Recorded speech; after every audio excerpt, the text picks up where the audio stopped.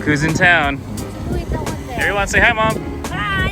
Thank you for taking a day off today so you can drive this car. Alright, you guys. Well, today's going to be a fun day because it's Monday. Took some time off of work. I'm going to take a little break from the shop. Take my mom around while she's in town. So she is on a cruise. She took a cruise ship up here, stopped in San Francisco. So we picked her up at Pier 27.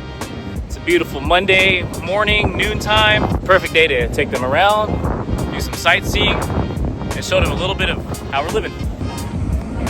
A weapon of choice for today. Perfect parental unit hauler over here. Family car spec. Hello. Hi. Hi. Hi, Faye. Hello. Hi, Mom. Everybody's Facebook photo is always in front of this. Their default picture. Yep, just like that.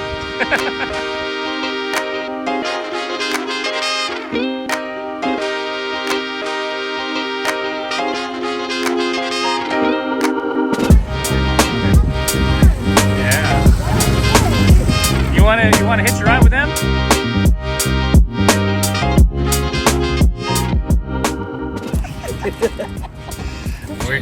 Where did this come from?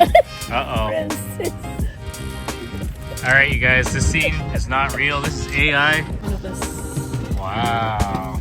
Take a picture, Mom. You better be careful. That's a hot commodity around here. I know.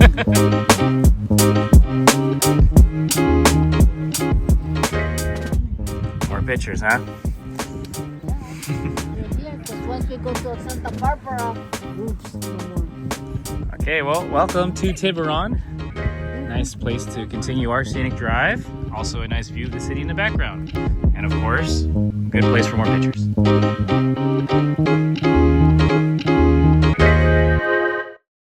Another stop with the fam. It's been a nice drive around the bay. Pretty much just looped all the way around all of that. Now we're here. One more view. Get jealous of me because I have a good life. She said, I don't ever have a boyfriend. I said, why? You have happiness? I don't have happiness?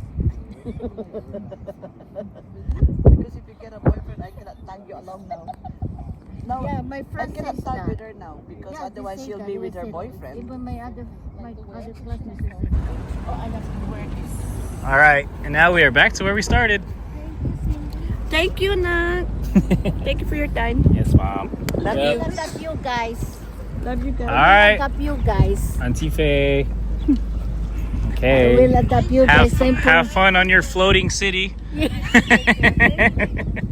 My floating say that. Okay. Say, I love you. Love you. Mwah. Mwah. Enjoy the rest of your cruise.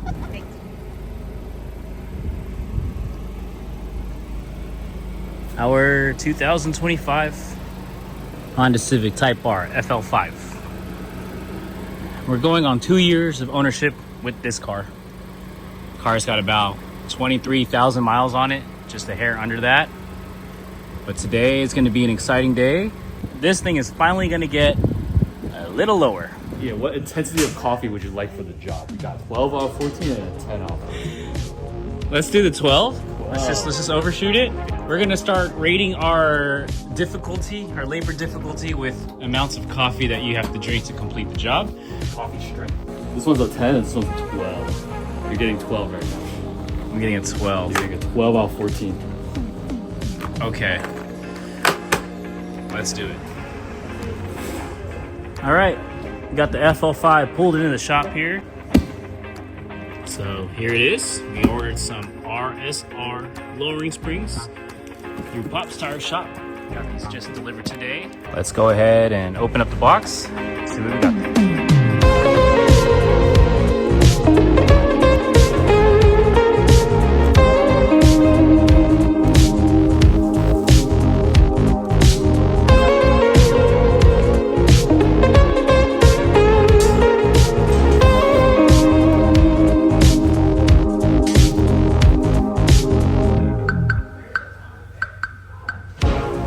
Got the springs out of the box here. Got the front two.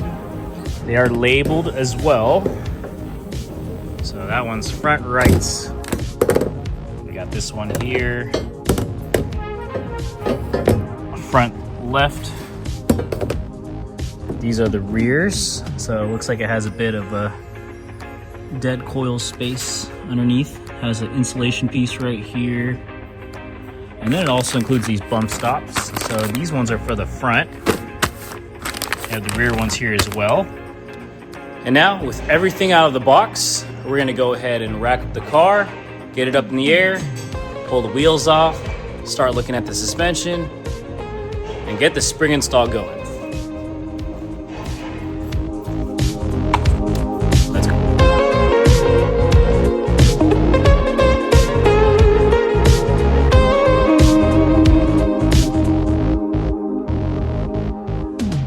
Wheels are off. Taking a look here at the stock suspension. We got this connector here for the ride dampening control.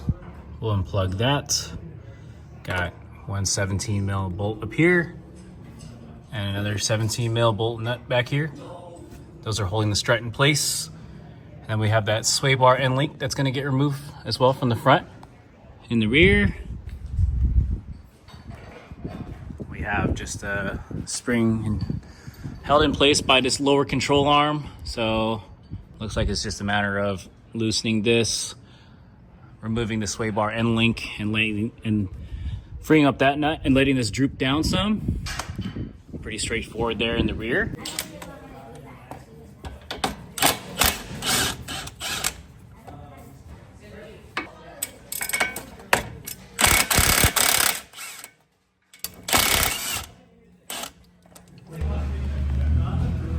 All right, we got the two 17 mil bolts out.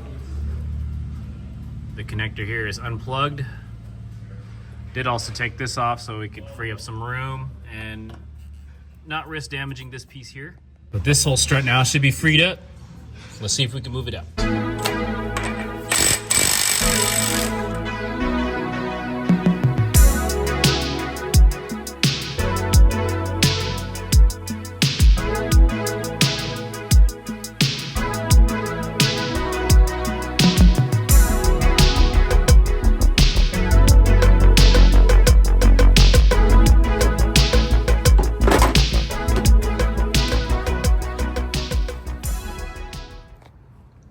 All right, we got the strut separated from the knuckle. Believe what everybody tells you because this part was not fun, but we got it done. A couple of things I did separate here. So I got the tie rod end out, took the 19 off, loosened it, and separated from the knuckle here, gave it a couple taps to pop it out from the socket. Did also remove this 12 millimeter bolt to free up the brake hose right here, give it some slack. Of course, this is already unplugged. And the sway bar is also disconnected on the passenger side, so it helped allow this to drop down some, making some room for the axle. And then speaking of the axle, we did remove the nut, the 36 mil nut, and separate it so we don't risk damaging that or ripping a boot or joint or anything like that. It does also help give you enough free room to maneuver this down. And now the next step here is to go up top, remove the three 14 millimeter bolts that are holding the strut mount into the body and get that spring separated out of there.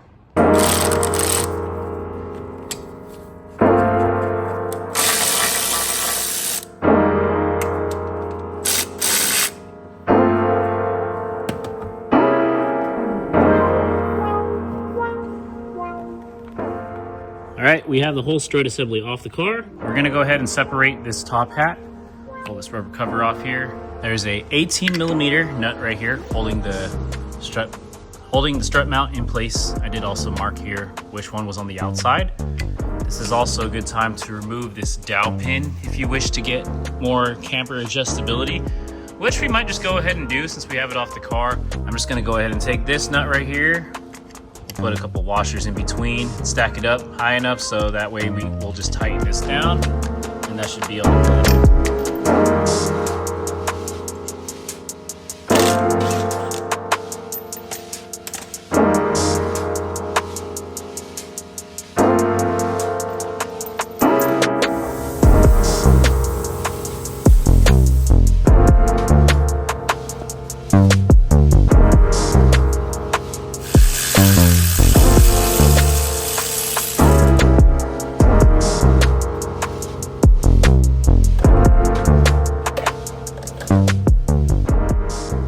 better look at the front left strut here.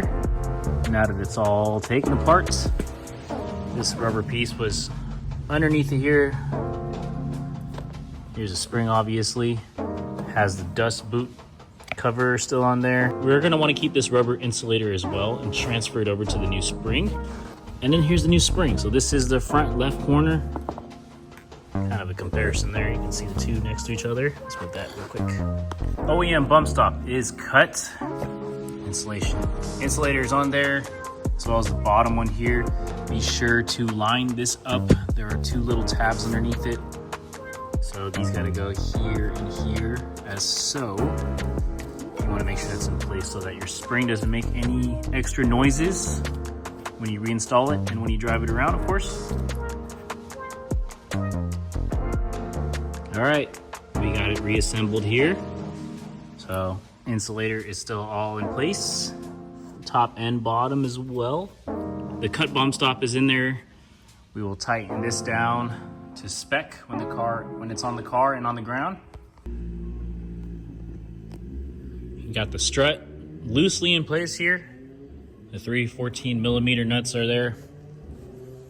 So still wanted to leave some room for it to move around while we put this bucket back in here. That'll be the next step here. Get this knuckle joined once again with the bottom of the strut. Got the strut started in the bucket here. So this is a very tricky part of the job. The knuckle's obviously very heavy. And since I had the axle separated, I had to basically line up the splines and the axle first, make sure that that starts to slide in place there in those splines. And then basically push the knuckle down, force the top end so that it lines up with this bucket here. So this may be a two-man job, to be honest with you guys. We have the floor jack under here now. So from this point, I'm just gonna continue to raise the knuckle up until it's all the way seated into the strut there. But at least we're on a good stretch. I will say though, this is one part that, this is definitely one of the more challenging parts of the job right here though. Well, we got the strut fully into the bucket of the knuckle here. Got the bolts in. Nothing's fully tightened down yet. We'll probably do that when it's on the ground. Got these plugged in, so we'll finish that up there. And then we got the two 12mm, so the one back here and then the one right down there. There it is. Tie rod ends back in, axle's back in. So again, this is a tricky part. You gotta basically line this up really nice as you are raising up the knuckle with the floor jack. What I found works is you wiggle this back and forth a bit with some pressure underneath it from that floor jack, and it helps get the holes to line up in place there. And then you put the bolts in, of course. I will leave the sway bar end link disconnected so I could go ahead and have some room on the other side from the sway bar there. But yeah, so that's pretty much it as far as one corner goes. We're gonna jam out on the other side, and then I'll touch base again with you guys when we move on to doing the rears. Pry bar less method here.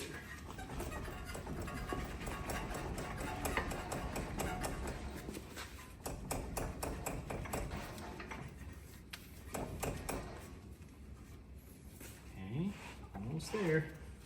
Pry barless method is working. Basically just freed it up, freed up the axle, freed up the tie rod end, freed up the sway bar end link, and just with shimmying it back and forth, we already got down this far. So if we can try to do one side here without a pry bar, that improves the disassembly process here and makes it a lot cleaner. So let's see how far we can get, guys. Passenger side is out. Oof. Just a little bit of marring marks right here. But besides that, if you look on the knuckle, I think this side looks way better though. So we were able to keep this one nice and clean. However, obviously the axle still had to get separated, as you can see right there. But that's a good sign, because if it came out clean, and hopefully reinstalling it will be clean as well, or cleaner.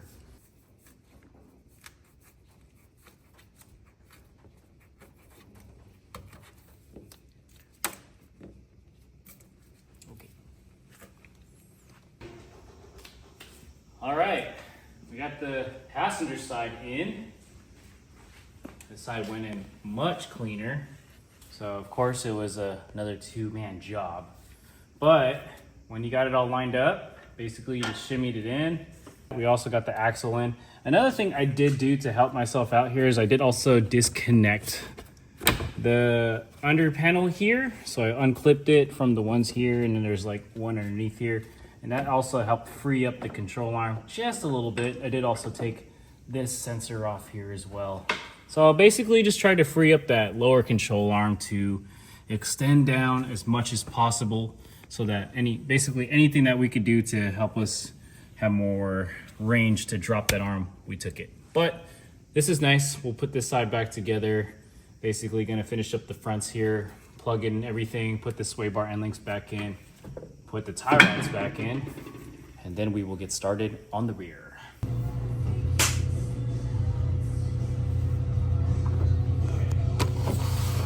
Okay.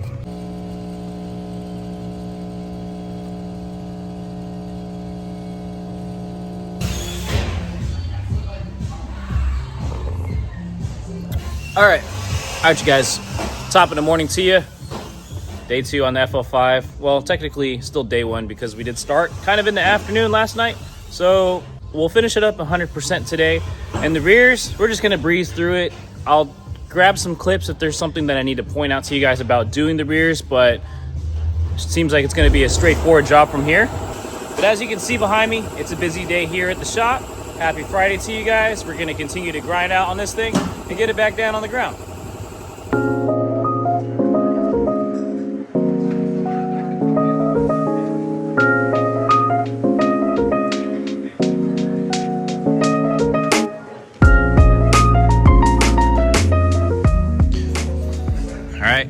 We got one rear spring in. Passenger side is removed here. So I did keep the end links loose on both sides to help free it up.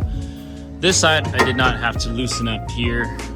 I did loosen it on this side, thinking I would need to drop it down some, but it's not needed. You just basically loosen it from here.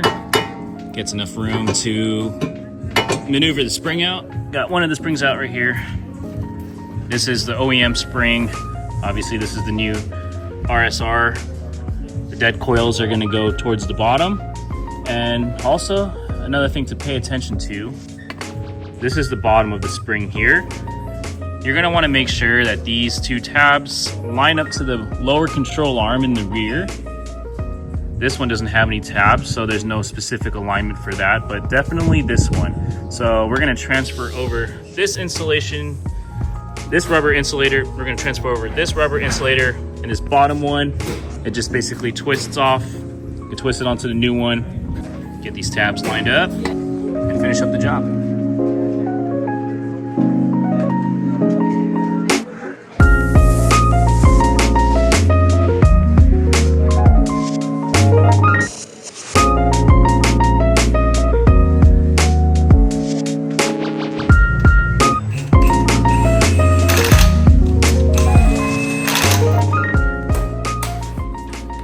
Okay, we got the springs on the car, we have the wheels on the car, everything is tightened down except for the axles, which we will do when the car is fully on the ground. But there's really one thing left to do from here, and it's lower it. Let's go.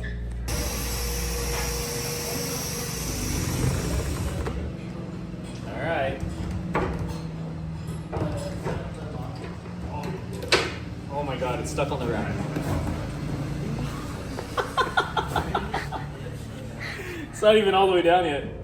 That's crazy.